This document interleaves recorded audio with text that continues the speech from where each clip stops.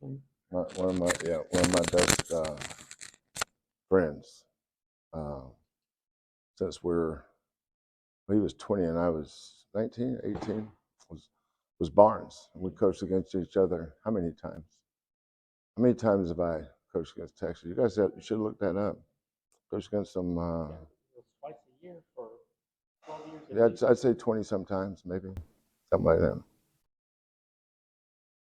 So, in the grand scheme of things, this is big Monday. I mean, this is a chance to, Houston hasn't been in this position on this particular stage. Yeah, but you guys, for me, I could care less about any of that stuff. If we played Foghorn State on Saturday afternoon at 2:00 over at Fondy, and nobody's there, they're going to keep scoring that game, right? But then you should prepare for it and do the best you can to get your kids ready to play it. That's why every game we play is the game I focus on. I started thinking about this game yesterday driving home. And then when this game is over, on the drive home tomorrow night, I'll be thinking of the next game. I just go game to game. What do you remember most from that Oklahoma-Texas rivalry? It was Texas and OU, so it was a big game for both schools is what I remember. And both schools were always good. I think we were always ranked in the top 25, and they were always ranked in the top 25. So it made it exciting. Just like us in Oklahoma State, same thing. Like Houston's different because you look at who's been the natural rival, and you've been in conferences that haven't had it. I mean, you're going to play them twice, and then that's it. But moving forward, you see a team that can sort of take that what Memphis for us, maybe what Memphis maybe was, or I don't know. I would say it would be one of the Texas schools. I think the Texas schools in the Big 12. I mean, when I was in the Big 12, TCU was not in it. It was Texas A&M. We played Texas A&M every year for 12 years. Texas every year for 12 years. Baylor and Tech.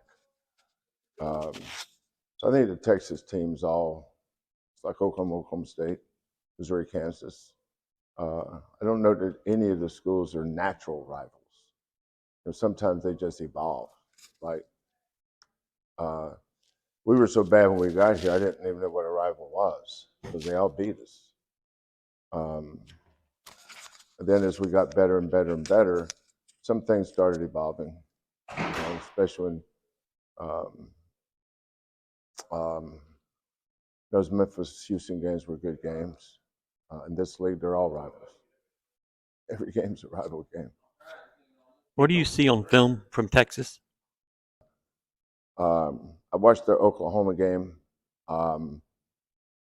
Abus, Disu, and Hunter. Those three guys are all high level players. The Mitchell kid, left-hander.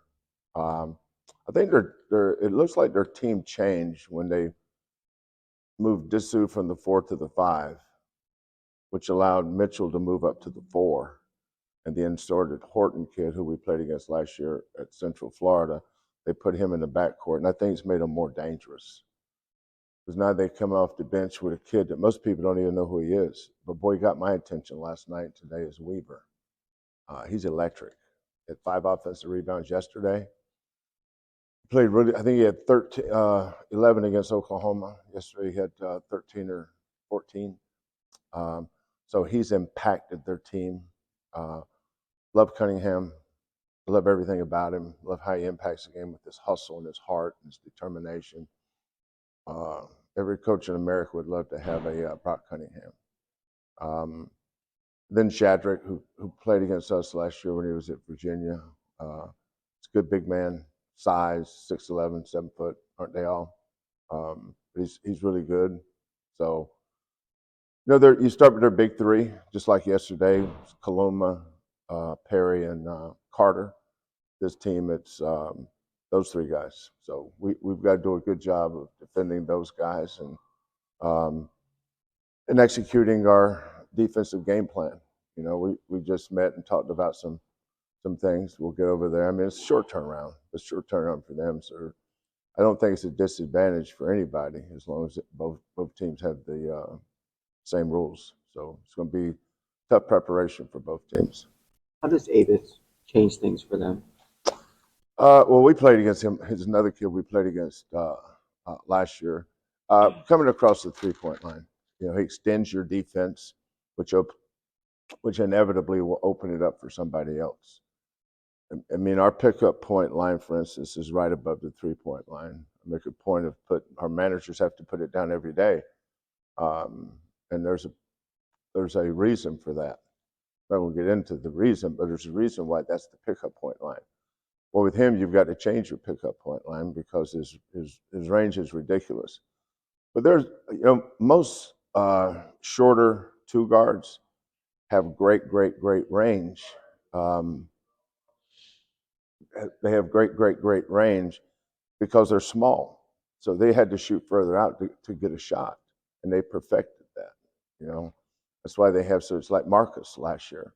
Marcus Sasser had ridiculous range because a lot of times that was the only way he could get a shot as he was developing. But Avis has really improved as a player from the last time we saw him. He's added putting the ball on the floor to his game. He's gotten better, bigger, stronger. Roddy and that staff's done a good job with him.